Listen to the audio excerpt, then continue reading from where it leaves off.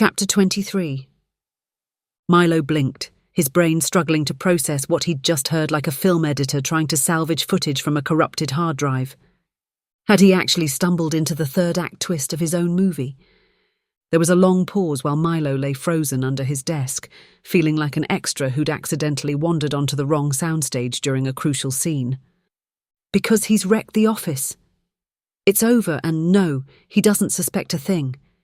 As far as he knows, it was just a string of incredibly bad luck. Another pause, and then her voice somewhat softened.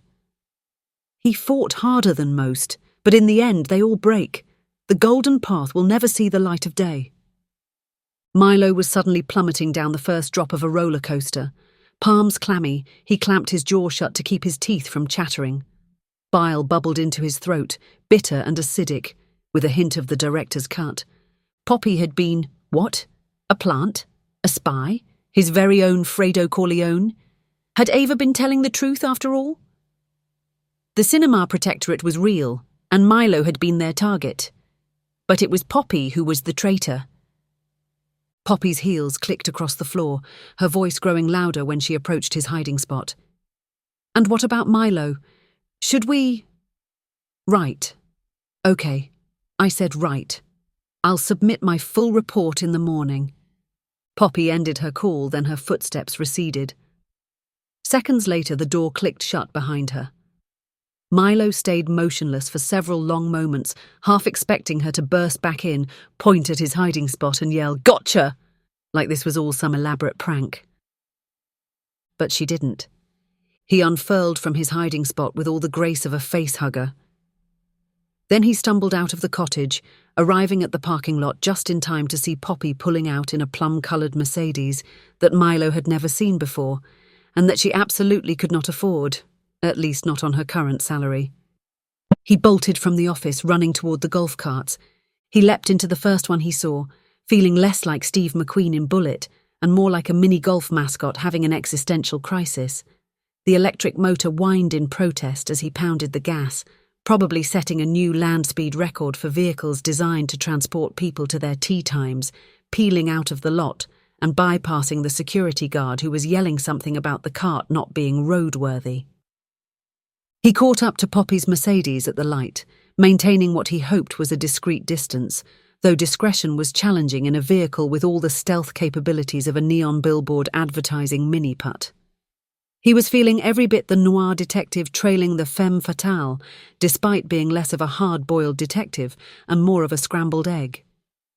The chase, if it could be called such a thing when one party was oblivious to the pursuit, led him through the pre-dawn streets of Los Angeles, or at least a whole 2 blocks from the studio, which is where Poppy pulled into the parking lot of a nondescript apartment complex.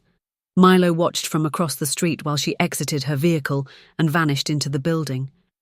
And then... nothing. Milo sat in the golf cart waiting for, he wasn't quite sure what. A secret meeting with Hollywood bigwigs?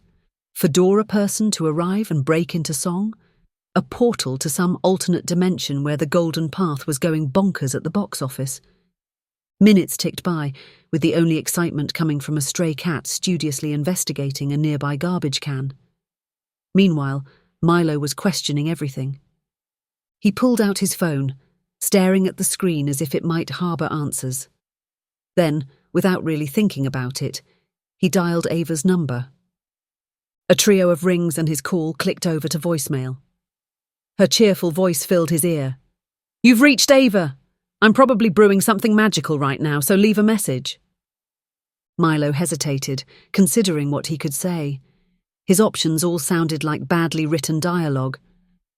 "Hey, remember how I accused you of sabotaging my film? Turns out my assistant is actually working for the secret organization you warned me about. Want to grab coffee and discuss how we ended up in a David Lynch movie?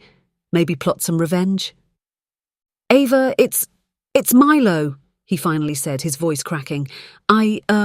Look, I screwed up. Big time. I know you were right, about everything. The cinema protectorate, the sabotage, all of it.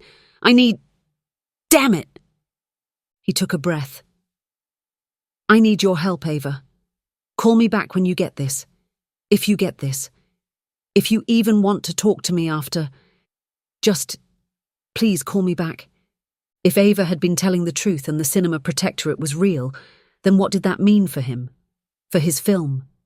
For the very nature of reality itself?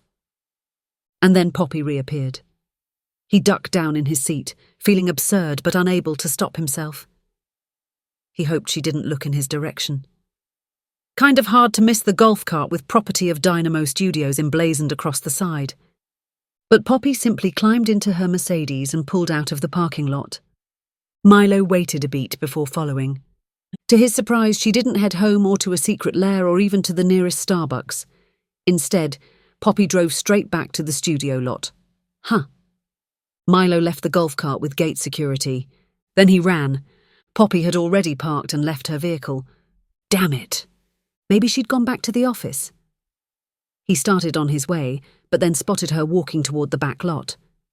Curiosity overrode his caution, and Milo found himself following Poppy toward the back lot, where the studio's forgotten sets loomed like retired actors waiting for one last callback. The whole scene felt surreal, as if he'd somehow stumbled into a noir film that had been accidentally spliced with a conspiracy thriller, and he still couldn't tell which genre would win.